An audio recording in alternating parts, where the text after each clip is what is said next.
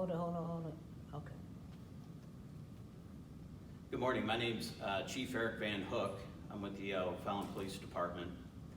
This morning at about 7:23 a.m., our telecommunications center received a phone call that there was a vehicle on fire and a person on fire outside of the vehicle.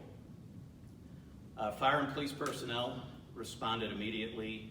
They were on scene within 2 minutes of the time of dispatch. Upon arrival, they discovered a black female was on fire and immediately rendered aid, but were unsuccessful in reviving her, and she did pass away at the scene. This case is being treated as a homicide. We are looking for someone. We have a person of interest. However, due to the safety of my officers and responding officers that are helping us, I'm not going to release his information at this point.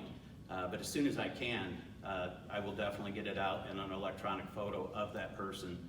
So as we do in the past, we value the media and we value the assistance they are able to provide us and push that information out for us. We're working with the victim's family right now, and we're attempting to make sure that all family are notified before we release any of her information.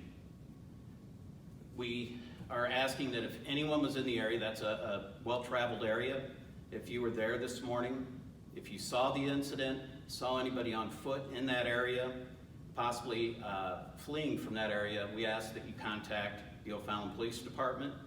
The investigation is being run by Lieutenant Kerry Andrews.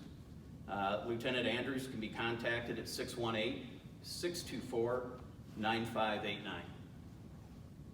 At this point, I know there's a lot of information you guys are probably still looking to receive, but as I said, as soon as I can, I will definitely get you guys all of the victim information, the person of interest that we're trying to look for, as well as a photo. And we can send that electronically to you through our press release. Where exactly did this happen? If you're familiar with O'Fallon, it would be near the closest intersection for us would be West Madison and Bernieferman Road, right on the outskirts of our sports park. Can you tell us how old the victim was? We're still trying to identify her exact date of birth. We have that, as I said, but I will say that I don't want to speculate.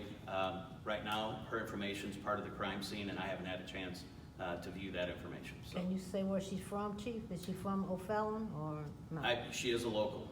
She is a local resident of O'Fallon. What led you to your person of interest? Why do you believe this person could be responsible? Why do you want to question this person? Based on statements that were made from witnesses who were at the scene, and that led us through some good investigation as well with information that was recovered at the scene. We were able to come up with a good identity, and as I said, the victim's family and other family members have been cooperating with us, trying to help us and aid the investigation. We also did have a couple bystanders that stopped to render aid to her.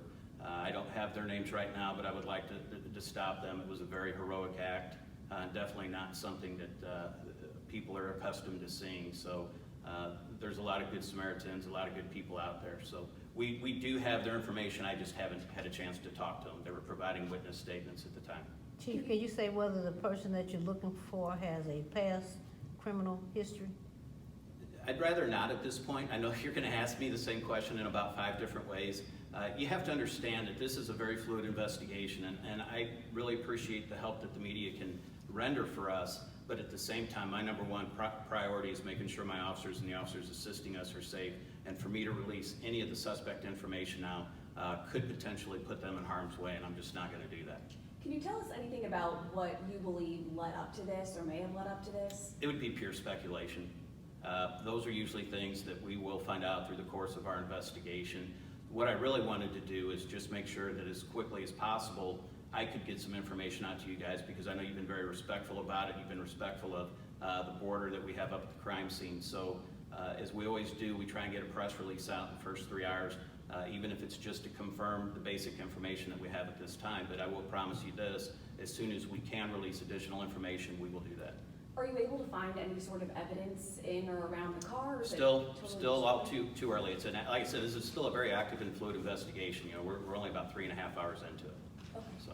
Do you know how long that road will be blocked off for? We're anticipating that it will be opened up hopefully within the next hour, maybe hour and a half, could be sooner.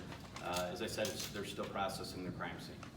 I'm not too familiar with that area. Is it like a residential street this happened on, or just, you know? It's if you can picture it this way, if you were heading north on the west side is a very large sports park, and on the right is a residential neighborhood. Do either the victim or the suspect have any ties to O'Fallon itself? The victim is an O'Fallon resident. And are they known to each other? There's not some crazy man out? Still, at this point, we believe they were known to each other, and we're still trying to confirm that as well. And then ISP put out an alert for a vehicle possibly heading to Alabama or Mississippi. That is connected with this investigation? It is connected with it, but again, that's part of the information that's out for law enforcement, and I want to protect that part for my officer's safety because, as I said, they are currently working this, and we're working with neighboring agencies, and I don't want to release any information that could essentially put them in harm's way. Is it domestic, Chief?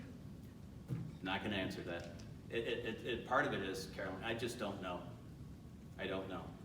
These are all things that we hope our investigation will flush out eventually, and we're fortunate to have our neighboring communities. They very willfully sent us manpower to help us in our investigation, so we are currently interviewing witnesses, family members, anybody that we can to try and put those pieces together. But as I said, it's just way too early in the investigation. My job right now is to make sure that you guys have the information. That way, when we do turn to you with a photo or suspect information, as I said, we value the reach that you guys have to help us track the person down. Should What people other that live near departments? here be concerned about this person of interest and the dangers? I would say that you should always, when we have a case like this, as far as to the level of concern, we've checked the area very thoroughly. But anytime we have a situation like this, if they see somebody that they're not familiar with, especially in that area, they should reach out and contact us. Like I said, my goal is to be able to get you guys that information with a bit of the background of the person we're looking for, hopefully within the next couple hours, if not sooner. What other police departments are working with you? Not gonna, that ties in. I will tell you, Fairview Heights and ILEAS Mobile Task Force has been activated and they've been helping us. But again, if I tell the departments, it could give away some of the location areas we're looking at right now.